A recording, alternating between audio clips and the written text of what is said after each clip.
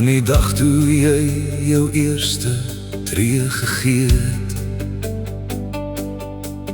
het my wêreld net om jou gedraai.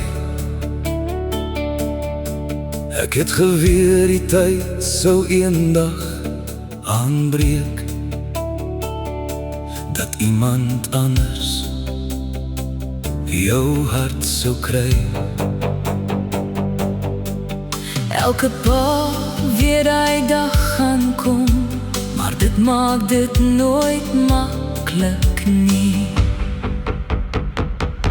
My pa het altyd vir die oukies wat my hier by die huis kom optel het gesê, Pas haar mooi op, of kyk mooi na haar. nou hoor ek daardie woorde uit my eie hart vandag, Want dis wat ek nog altyd wou gehad het. iemand wat jou hand sal vashou, jou sal lief hê deur son en reën. As jy glimlag, glimlag ek saam. My dogter, Jy sal altyd my klein meisie wees. ek sien hoe jy jou drome bou, met liefde wat in jou oë skyn. En ek bid dat elke tree wat jy gee, met vrede en geluk gevul sal wees.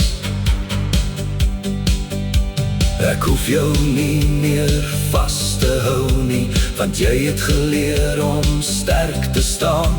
Maar waar die lewe jou ook al neem, sal my gebede saam met jou bly gaan. My pa het altyd vir die oukies wat my hier by die huis kom optel het gesê, Pas haar mooi op, of kyk mooi na haar.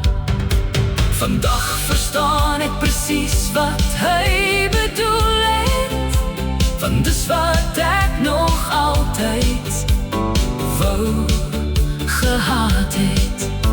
dat iemand jou met respek sal lief hê, In jou hart veilig sal bewaar, want al word jy ouer met die jare, sal jy vir altyd my dogter bly.